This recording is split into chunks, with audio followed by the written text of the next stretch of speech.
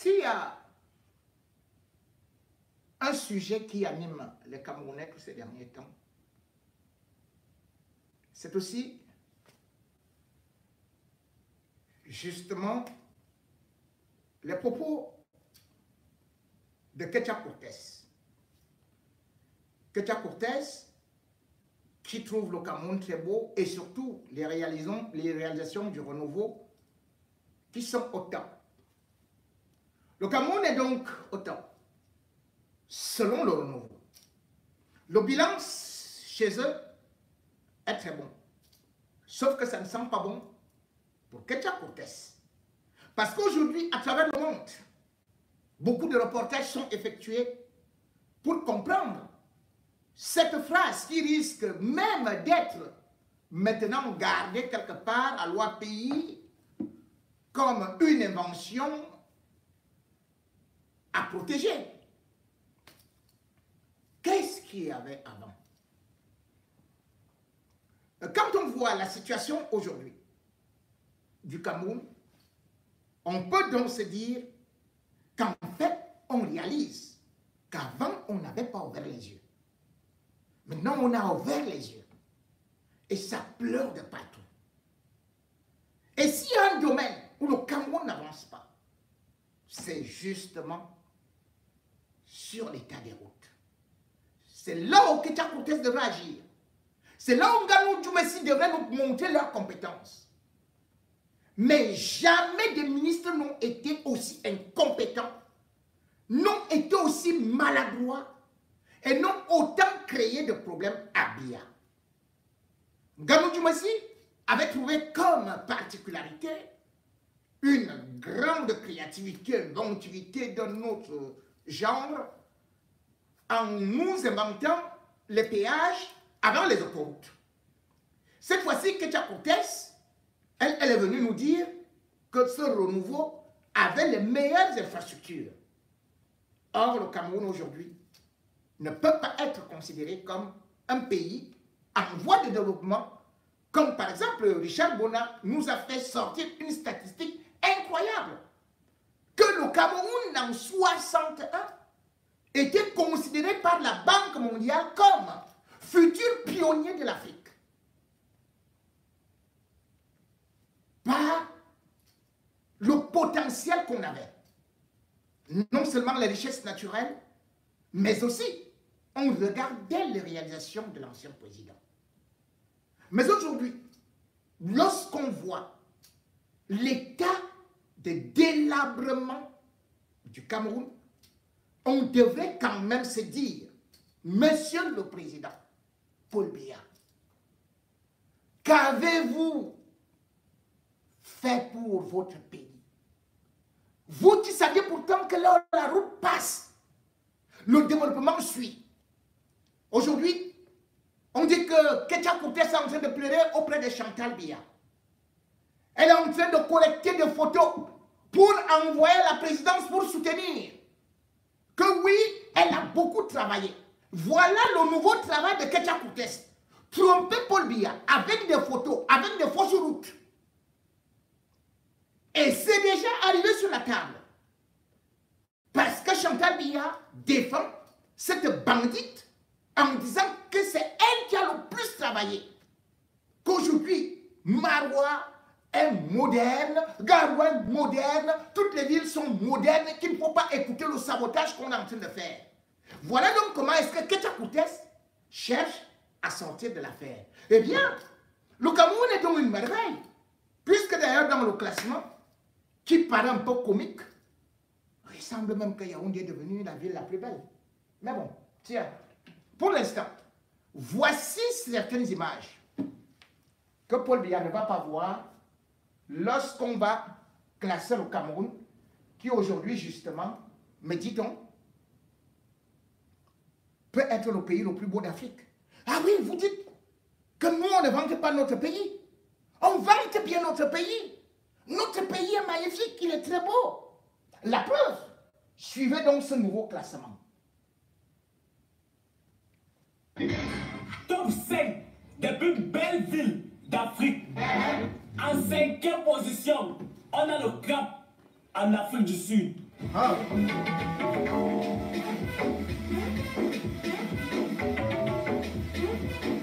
En quatrième position, on a le Marrakech au Maroc.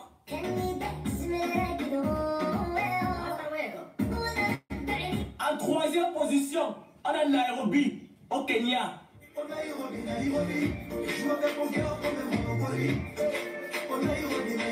Ah. Peut-être au Cameroun, des armes. Hein?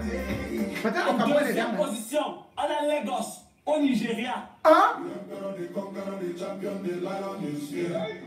Et en première position, on a Yaoundé au Yeah! Cameroun. Yeah! On a gagné! On est premier! Hein? Hein? C'est quoi? Hein? Non, ça c'est au Mali. Ça c'est au Mali. Ça c'est au Mali. Les gens aiment le sabotage. Hein? Ils parlent quelle langue? Ils parlent quelle langue? Hein? Ils parlent la langue de Paul Biya.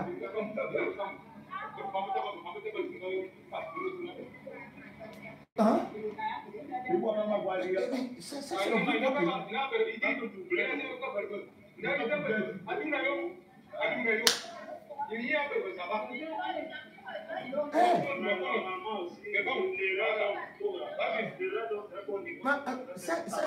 de ça c'est les routes nouvelles technologies. Ça c'est les routes nouvelles technologies.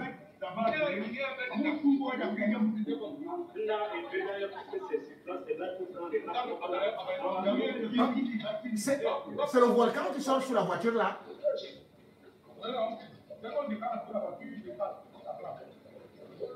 Mais ça c'est la sauce d'arachide ou quoi?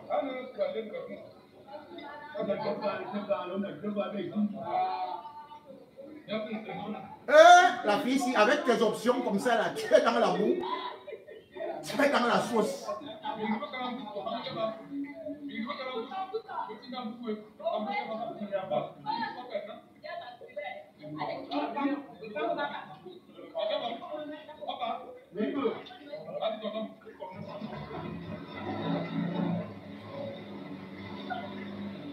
Hein? Oh, voilà. Vraiment, nous remercions le maire de Douala 5e et le super maire de la ville de Douala pour ce joyau architectural que nous vivons ici, que nous avons ici là. C'est l'art municipal dont on nous a doté.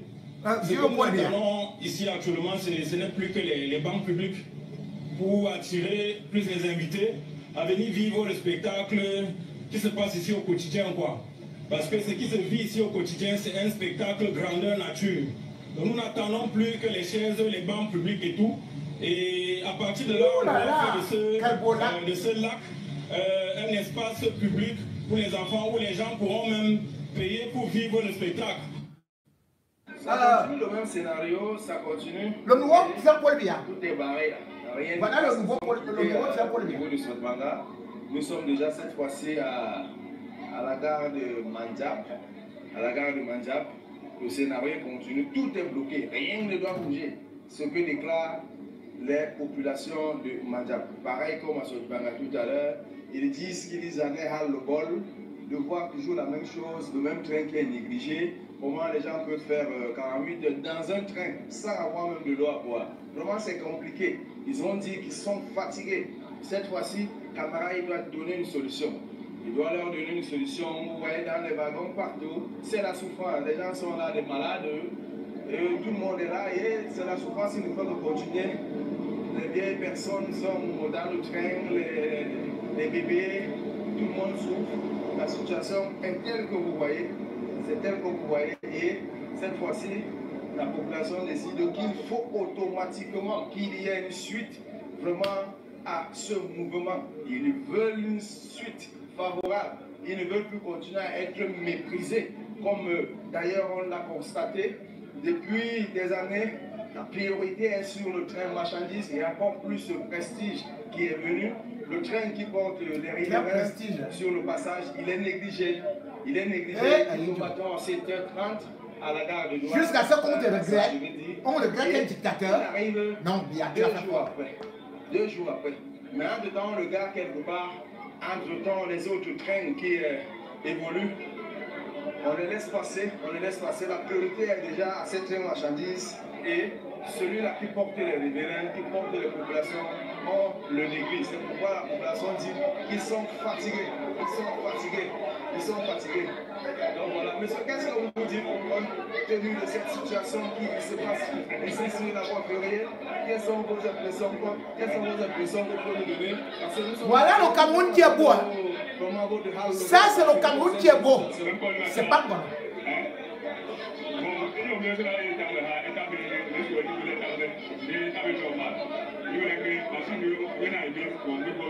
Mais Cameroun qui n'est pas à l'Assemblée, n'est-ce pas qu'il partait résoudre les problèmes là-bas? Un abbé quoi?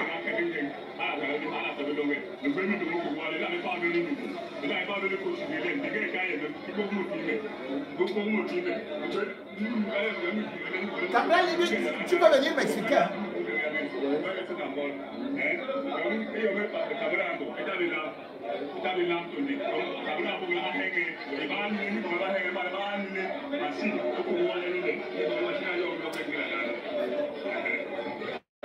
Merci.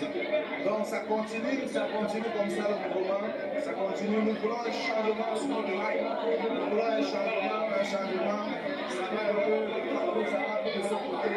Nous voulons un changement. Cette route sera boutonnée avec des traînes.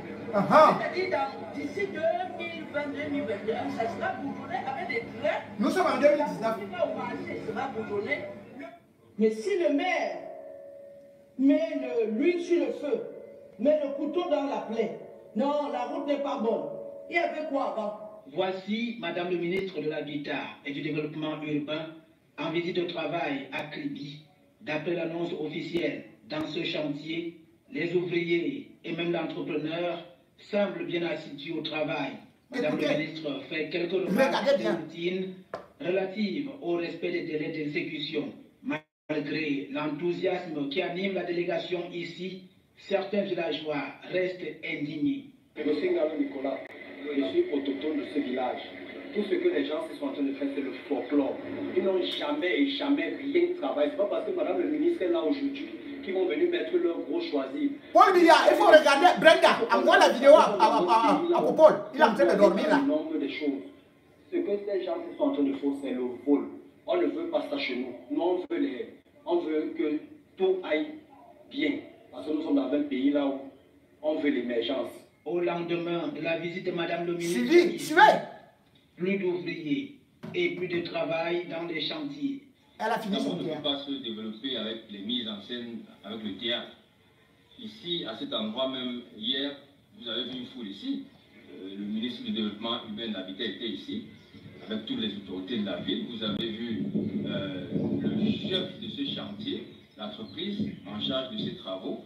Le responsable était sur place, les ouvriers s'affairaient. Et qu'est-ce que vous voyez 24 heures après? Rien. Ça prouve que tout le monde s'est mis en place pour présenter des faits. Vous voyez ce que Courtes fait aux Camerounais, alors que la réalité c'est que c'est ce marché qui a été passé à Yaoundé depuis plusieurs années est en fait arrêté. Sur le terrain, les travaux n'avancent pas. La preuve, nous sommes bien un jour ouvrable et nous sommes sur le site où il y avait des ouvriers hier. Il faut essayer de regarder derrière moi, en arrière-plan, il n'y a personne. Il n'y a personne. Donc, en conclusion, il faut que les gens, les Camerounais deviennent de plus en plus sérieux, que les gens attachent de l'importance à ce qu'ils font et qu'ils comprennent que le développement est une affaire sérieuse et pas une affaire de blagueur. Le premier marché public abandonné ici date de 2017. Il consistait à revêtir cet axe routier.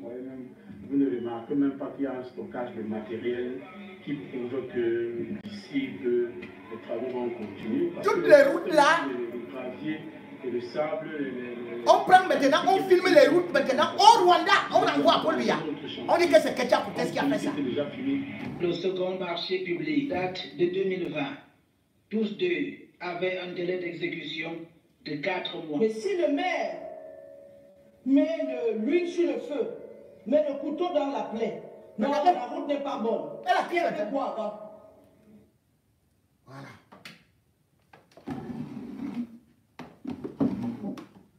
cette femme mérite la prison. Elle mérite la prison. Ce que Ketia Kouté est en train de faire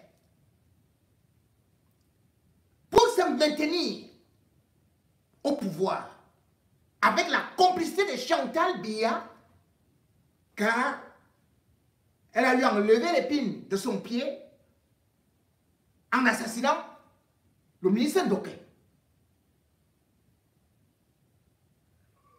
Combien de marchés cette femme a donné de gré à gré, mais qui ne sont pas réalisés? Mais c'est elle qui fait beaucoup plus de bruit dans notre pays. C'est elle qui est partout, à gauche, à droite. C'est elle qui met l'huile sur l'incendie. Une chose est sûre, c'est que même ces documents qu'on a envoyés à Biya, tous les montages qu'on a fait avec les faux témoignages sur la table de Biya, qui a demandé qu'est-ce qui se passe même? Qu'est-ce qui se passe? Je ne sais même pas que... Cette fois-ci, Biya va regarder cette autre vidéo. Le Cameroun, on nous dit, il est beau. Oui, il est magnifique pour eux. Parce qu'ils vivent bien. Mais s'il faut regarder les autres Camerounais, comment ils sont dans la galère pour joindre les deux bouts. L'eau, il n'y a pas. L'électricité, il n'y a pas. Mais les gens vous disent que oh, nous sommes dans le continent le plus beau. Ce n'est pas moi qui dis. Voici le classement des 10 pays les plus heureux d'Afrique en 2024. Ne regardez pas la parodie qu'il y avait là. De ce jeune homme au début. Le Cameroun ne peut même pas être classé à côté. Et à quoi? Voici le classement des 10 pays les plus heureux d'Afrique en 2024. Peut-être que vous serez surpris que dans un pays où il y a la guerre, les gens sont encore beaucoup plus heureux là-bas. Comme la Libye. Ça, c'est le classement de World Happiness Report 2024. 66e au monde. L'île Maurice, 70e. Deuxième pays le plus beau. Enfin, là, il fait beau de vivre. Là, les gens sont heureux. Afrique du Sud, 3e. Au classement mondial, 83e. L'Algérie, 85e. Au 4e sur le plan africain. RDC, 89e sur le plan mondial. Mais sur le plan continental, 5e. Mozambique, 90e sur le plan mondial. 6e sur le plan continental. Au petit Gabon, là, à côté de nous, est 95e mondial. 7e en Afrique. La Côte d'Ivoire, qu'on engueule là, oh, est-ce que vraiment, vous savez, Ouattara n'a rien fait. La Côte d'Ivoire est 8e. Là où les gens sont heureux. 96e mondial. Sénégal, là où maintenant les panafricanistes camerounais n'ont que leur bouche pour parler. Que oh, Macky Sall, oh, il faut ceci, oh, il y a eu ceci, il y a eu cela. Il y a des infrastructures. Allez voir le nombre d'infrastructures qui ont été construites par Macky Sall. Le Sénégal est 10e et 99e.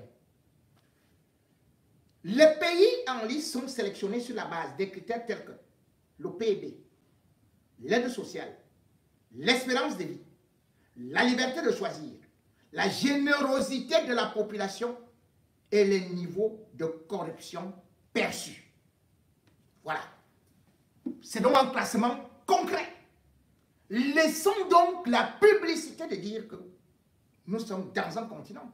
Nous sommes dans un continent où les ministres sont tout juste des voleurs, sont des grands bandits.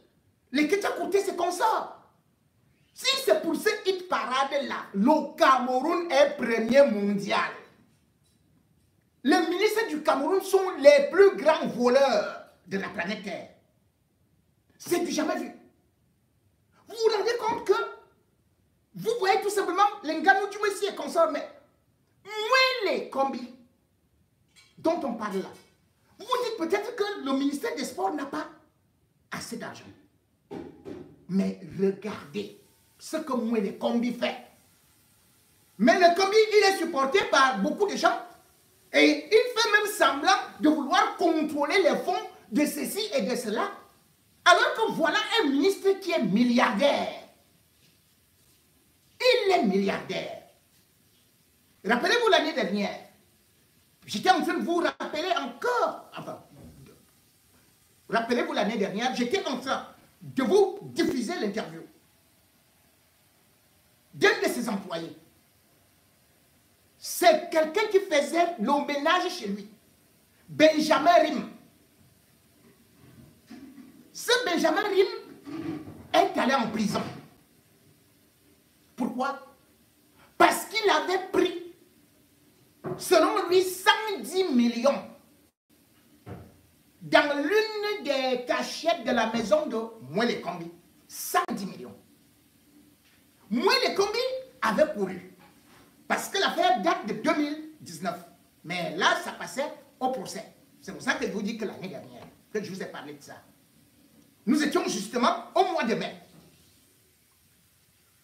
Il travaillait chez Mouélé Kombi depuis 4 ans. Et il était payé à 35 000 francs CFA. Parce que ces gars, ils sont tellement égoïstes.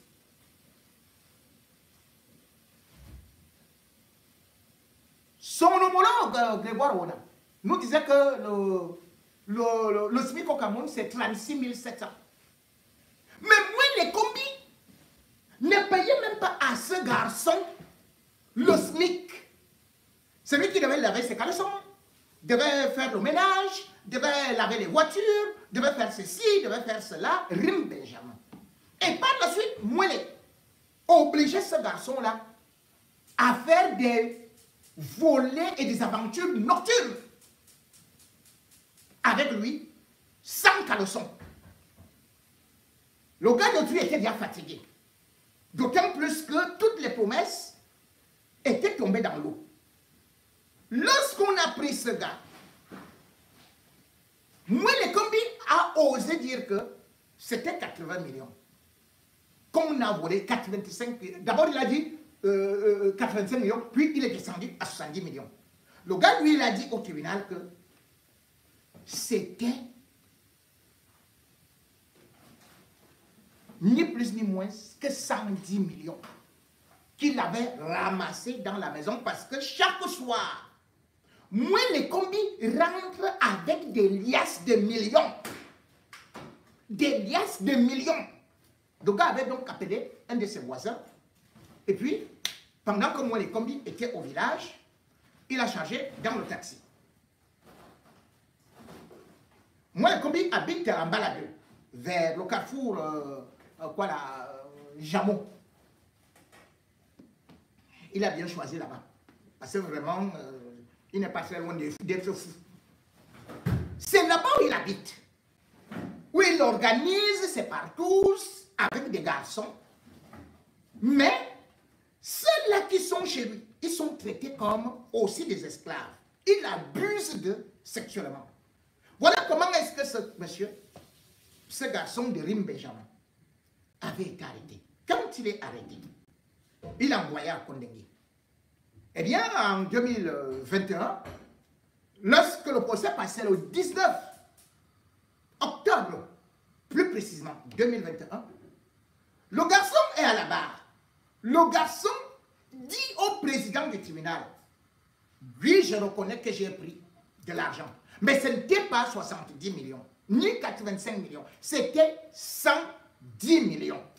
Et j'ai donné à celui qui m'a aidé 20 millions, plus 200 000 pour la course de taxi. Je l'ai fait parce que je travaille comme un esclave et parce que je vois des liasses d'argent arriver tout le temps à la maison. Moi, le commis avait dit que ce garçon avait cassé son coffre-fort et qu'il avait retiré cet argent-là. défoncer les portes. Or, Moué Kombi a chez lui les policiers et consorts qui participent d'ailleurs avec lui dans des parcours. Voilà ce Moué Kombi que le petit garçon l'a dit. Mais monsieur le président, pourquoi vous ne demandez pas à monsieur le ministre la provenance de ces fonds? Le président lui a dit, tais-toi, tais-toi. On n'est pas venu parler de ça ici. Il a dit, mais cet argent, vous êtes sûr que c'était son argent? L'argent était à la maison. Tout le monde pouvait se servir. Donc, moi aussi, je me suis servi, puisque tout le temps, il y avait des sacs et des sacs d'argent, et puis il disparaît avec ça. Le juge a trouvé que ce n'était pas bon de poser cette question. D'autant plus que moi, les combis n'étaient pas là, mais son avocat était là. On pouvait moi lui poser cette question-là. Quelle est la provenance des fonds? Comment un ministre, un seul, peut avoir chez lui plus de 100 millions? On dit que ça, c'est une seule cachette. Hein? Ce n'est pas ailleurs. Parce que partout ailleurs, c'est des milliards et tout ça. Ce n'est pas interdit d'avoir de l'argent, mais la réglementation au Cameroun dit que lorsque vous avez des sommes consistantes, vous devez faire une déclaration. C'est-à-dire que ça, c'est la loi du Cameroun. C'est la loi du Cameroun qui le dit. Pour un ministre, tu dois dire la provenance et au-delà de ça, si c'est une succession, il n'a succédé à personne. C'est l'argent du pays qu'il n'a fait que voler à travers les rétrocommissions de cette histoire qu'on appelle le stade Paul Biya. Le stade Paul Biya n'est pas fini. Mais Moué Kombi a volé des millions et des millions en nous faisant comprendre qu'on change maintenant Pichini, on revient avec Maguil, on fait ceci, on lui donne les rétrocommissions derrière qui se partagent avec Ngongo. Le gars est en prison. On ne sait pas s'il sortira de là. Parce que jusqu'à présent, Moué Kombi a dit qu'il va mourir là-bas. On est encore sur ça. Que nous avions entendu, il y a quelques jours, que dans le bureau de Moué Kombi, il y a eu vol de 350 millions. Et le gars, comme avec bien évidemment aussi son employé, Rim Benjamin, il avait d'abord nié. Qu'est-ce qu'il a dit? Il a dit non, je ne reconnais pas ça, faites le communiqué, rien n'a disparu chez moi. Or, nous avons mené des enquêtes et nous trouvons effectivement que, et il y a eu des auditions là-bas, où on dit que Moué Kombi a bel et bien perdu plus de 350 millions, rien que dans son bureau. Dans sa maison, ce gars qui avait pris les 110 millions là, qu'ils ont d'ailleurs récupérés parce que les gendarmes ont aussi pris leur part, hein? C'est comme ça. Il y avait les bons de carburant. Chez lui, à la maison, plus de 15 millions de bons de carburant. Et on nous dit de réduire le train de vie de l'État. Voilà donc des ministres que certains défendent, qui prennent comme des modèles. Moué Kombi. Regardez, à peine on parle de la disparition de 350 millions. Ce qui se passe dans une brousse. Au moins, il va enterrer des milliards. Je vais juste vous présenter une image de son aquarium, de son paradis, où vous allez voir. Cet ministre, il est parti construire un village à lui seul. Moué Kombi. Un village à lui seul, pour lui seul. C'est... Je crois que je vais trouver ça quelque part là. Admirez donc Moué Kombi, ministre de la République, ministre des Sports, l'homme qui chaque année se fait voler des centaines de millions. Regardez, seulement, j'ai pris seulement au niveau de l'étang. Parce que tu ne peux pas tout filmer là-bas, il y a tellement de vigiles, il y a les gardes, il y a ceci et cela. Regardez le paradis de Moué Kombi où il va enterrer notre argent.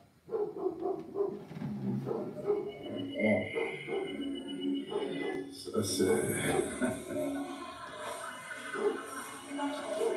Comme les vieilles, ça ne sais pas comment on appelle ça, hein, l'envoi et tout, mais comme vous voyez, c'est... peut-être quelqu'un d'ici là pour nous expliquer. C'est tout simplement une autre dimension aussi. Le projet, on va nous expliquer. Tout un circuit.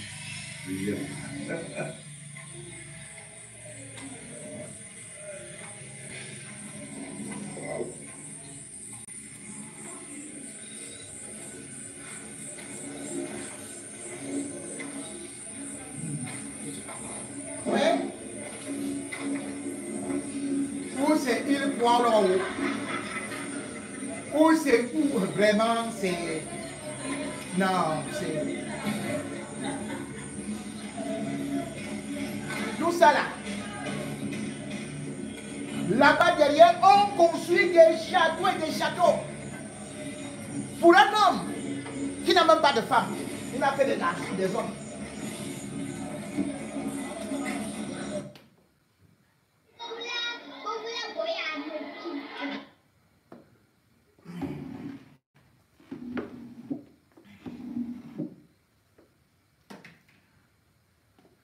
Et avec ça, Paul lui a dit rigueur et moralisation.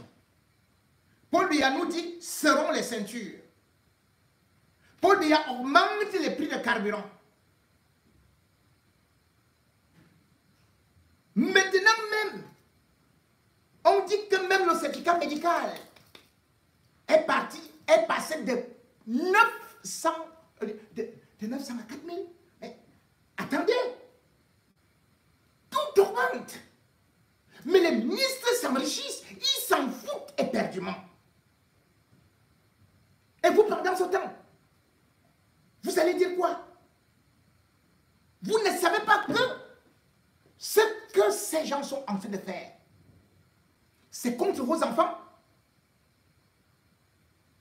Vous ne savez pas que ces gens, ce qu'ils sont en train de faire, après avoir volé tout ça, ils vont laisser le pays à feu et à sang.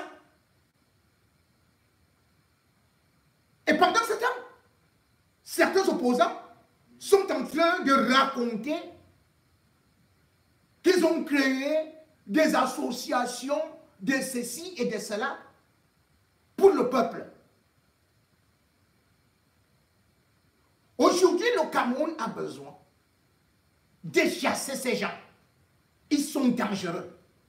Moi, les combis doivent aller en prison. Il doit s'expliquer sur cet enrichissement. Dites-moi, un ministre, ça gagne combien?